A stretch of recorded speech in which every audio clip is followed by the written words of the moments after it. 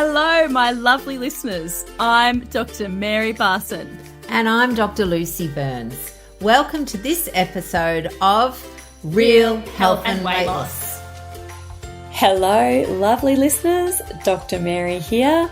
And I am joined by the fabulous Dr. Lucy, who has just returned from her trip to the United States and not looking at all jet lagged, I would like to add. How are you going, lovely one? I am wonderful, Mares. Thanks so much for, as usual, a lovely introduction. But whilst I do love a bit of travel, I really, really do love coming home. So I think one of the things that travel, whether it's travel overseas or travel anywhere, holidays, they just allow you that beautiful bit of space to, I guess, reevaluate and recalibrate. And I'm feeling very recalibrated. Excellent.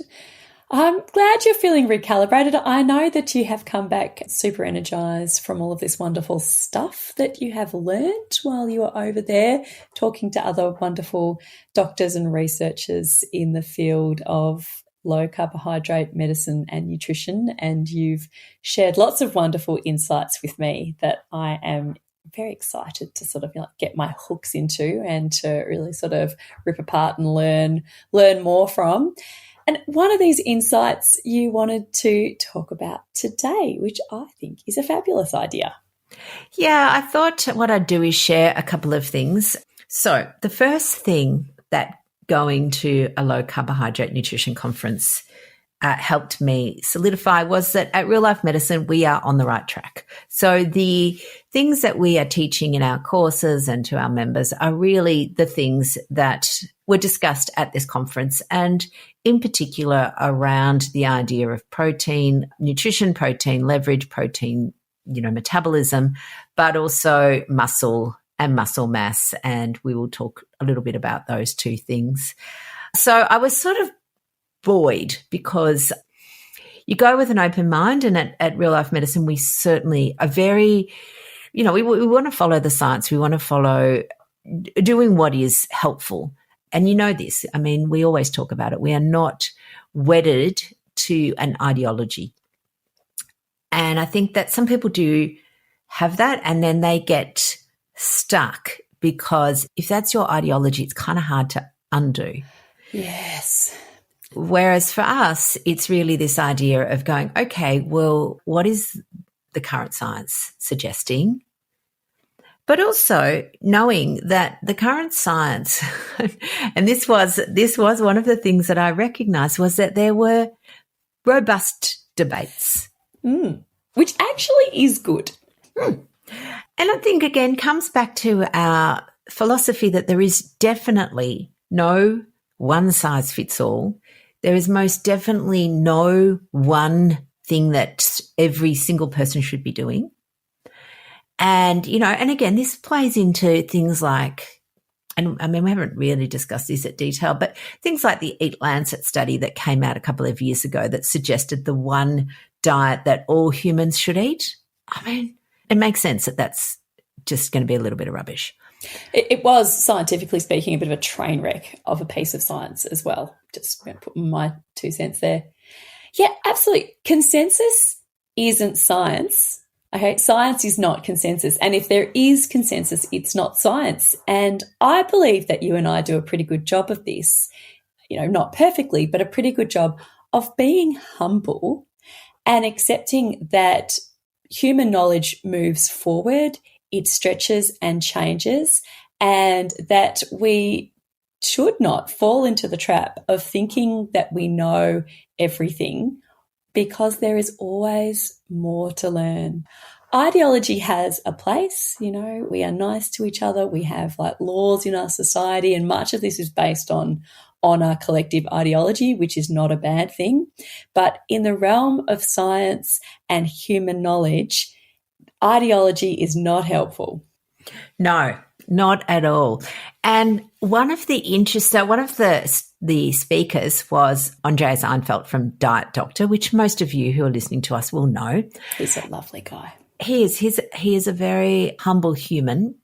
And I thought one of the most interesting things about his talk, he gave a talk on how low carb nutrition works for lots of people, but there is a subset of people for whom something's not working. So as part of what he is trying to do with his business is look at, okay, well, for the people for whom it's not working, what is the problem? And he's looking at satiety, which is, your fullness scales, and food. We know that some foods are more satiating or have higher satiety indexes than other foods. So he's trying to develop a system that looks at that as a concept. And again, I just thought, you know what, it's so, again, he's got a massive website, massive business, massive buy-in to that particular ideology that low carb is the cure for everything. And yet he's still curious enough to go, well, actually, it might be really helpful for lots of people, but maybe there's other people for whom a different system is going to be helpful. Yeah, I love it. Humble and curious. That is the mind of a scientist. Absolutely.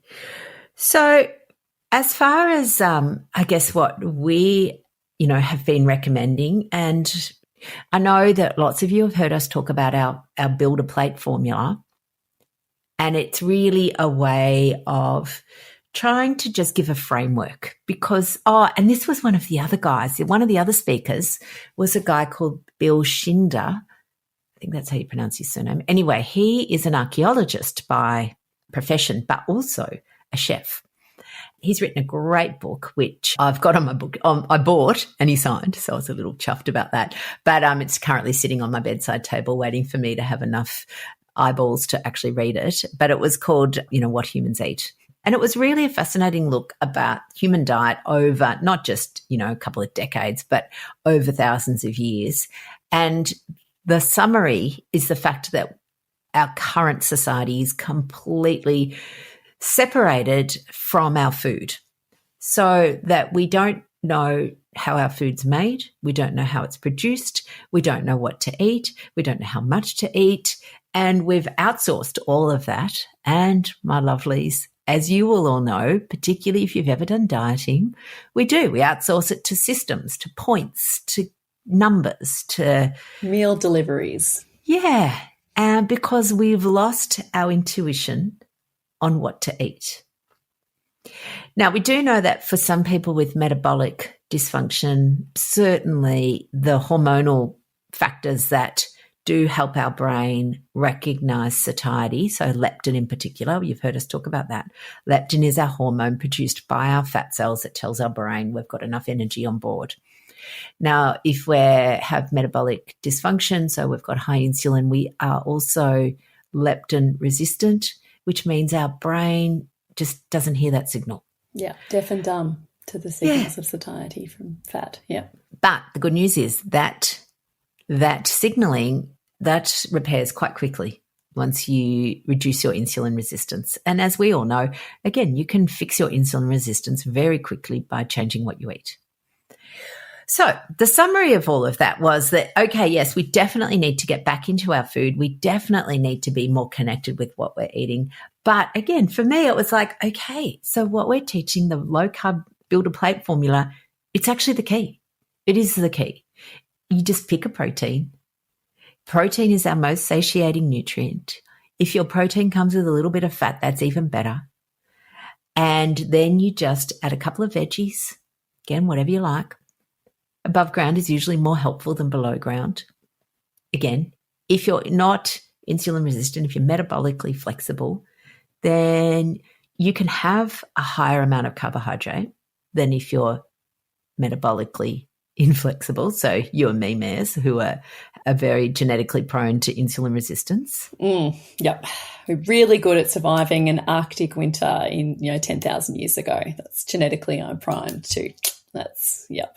Thanks, genetics. Yes. Yeah. And if you're a person who, my favourite saying used to be, all I have to do is look at cake and I put on weight. Yes. If that's you, then you're probably insulin resistant or genetically prone to it. So, and again, not a bad thing, but it just means that basically you just need to reduce your carbohydrate, focus on your protein, have a little bit of fat, and it's simple. But yet we make it so complicated. because we've lost the ability to tune into our intuition and tune into our signaling because of this modern society we live in. That's right. I love how you don't have to count anything. You can count everything if you want to. You can count your calories and your macros and the minutes you spend fasting. You can measure your blood sugars and your ketones. You can track as much as you want or not at all, and both ways will work.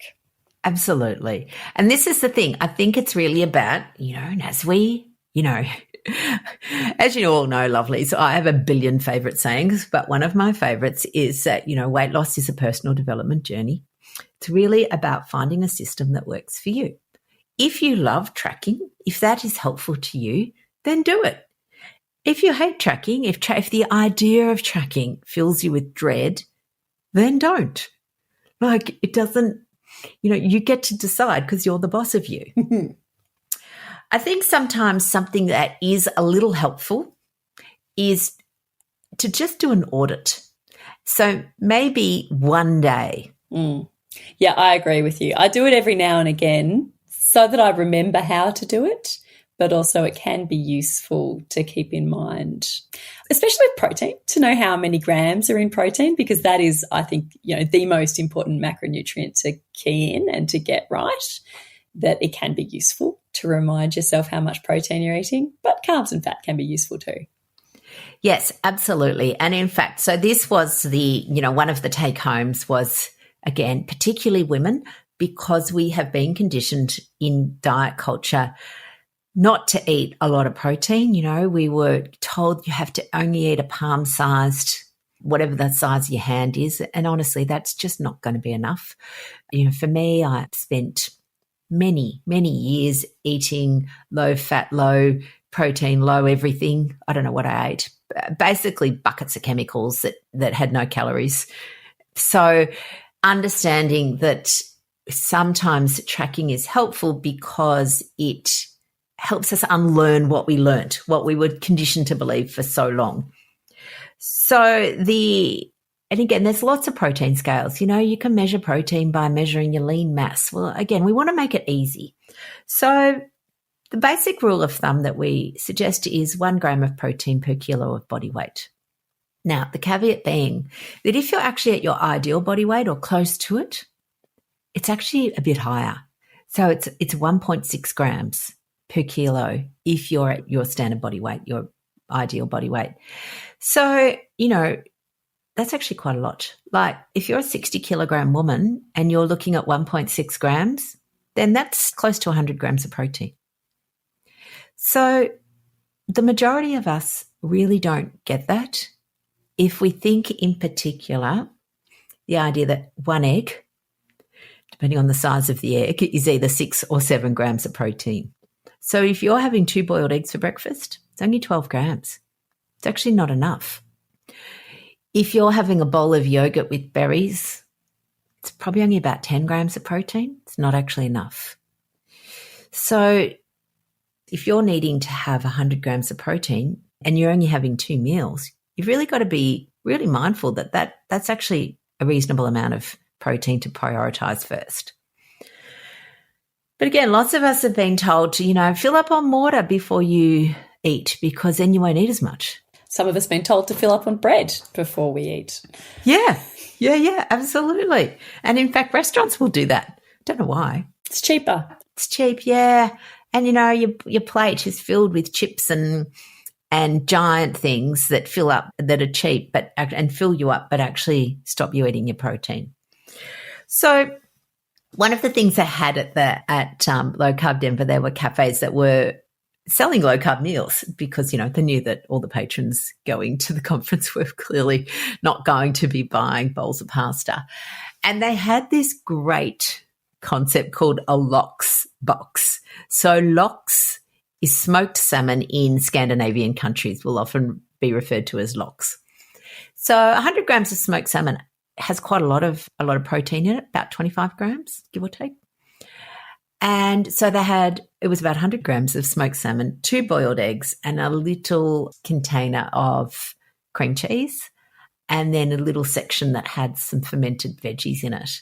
So, sauerkraut, or this case was pickled something or others. Anyway, it was so delicious.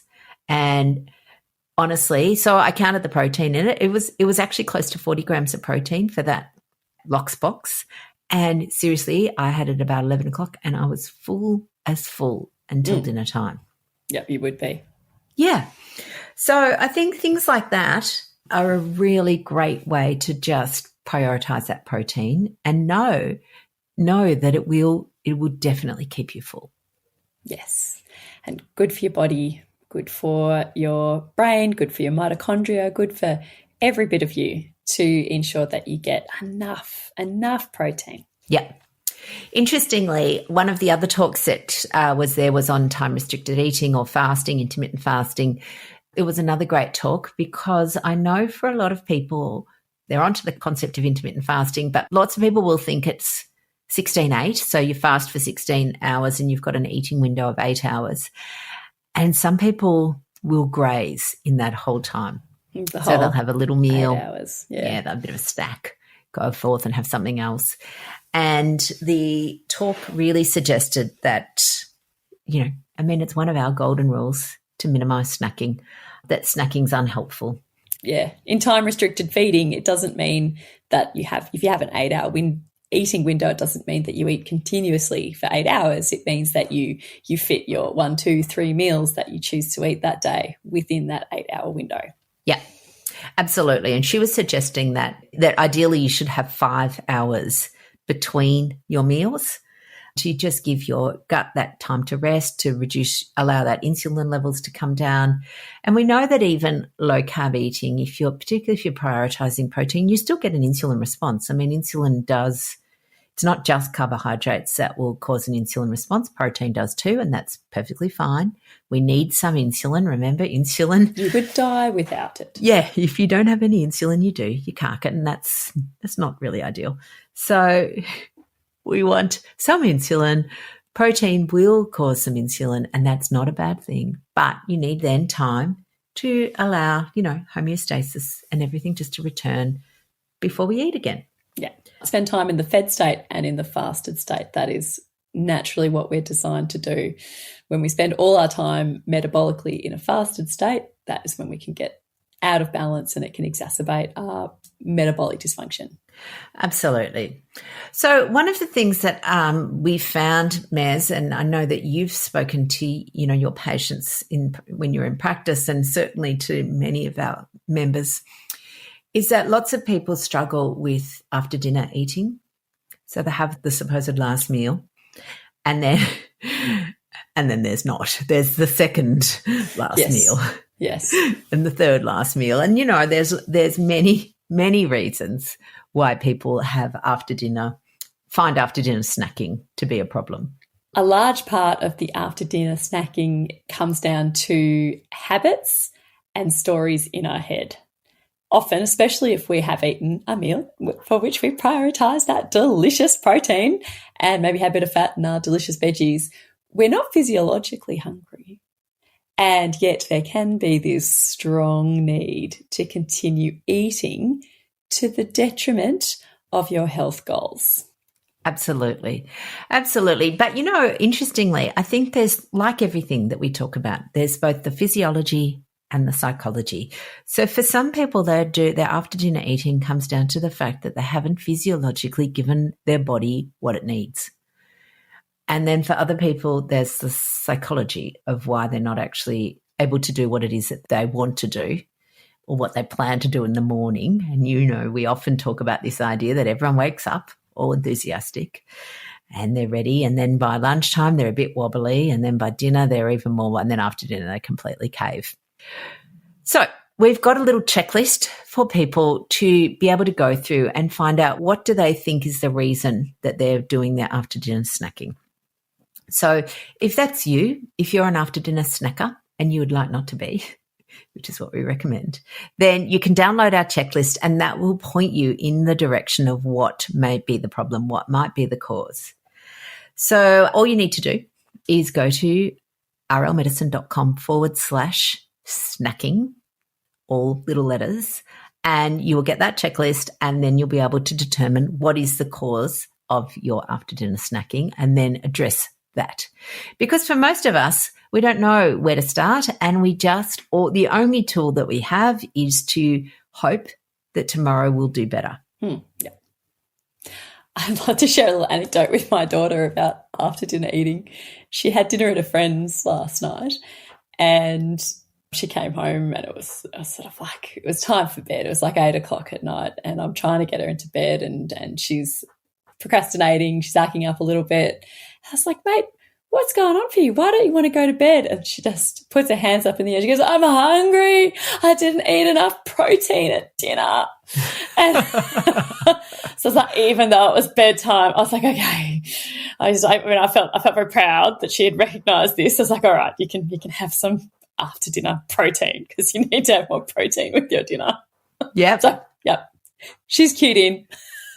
Absolutely. And I love that, because that's it. She is really tuning into her signals, and, you've taught her to be able to recognize what actually is her body trying to tell her. Most of us have no idea, and no tools. As I said, our only tool, do better.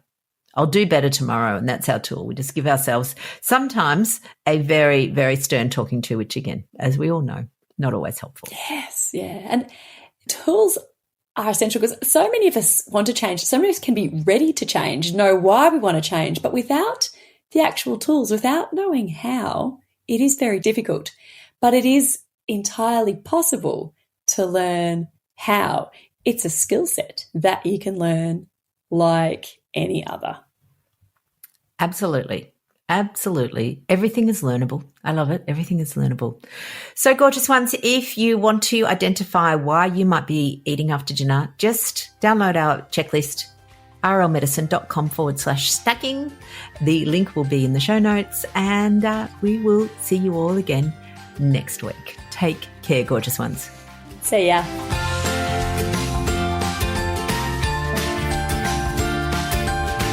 So, my lovely listeners, that ends this episode of Real Health and Weight Loss. I'm Dr. Lucy Burns. And I'm Dr. Mary Barson. We're from Real Life Medicine. To contact us, please visit rlmedicine.com. And until next time, thanks for listening. The information shared on the Real Health and Weight Loss podcast, including show notes and links, provides general information only. It is not a substitute, nor is it intended to provide individualised medical advice, diagnosis, or treatment, nor can it be construed as such. Please consult your doctor for any medical concerns.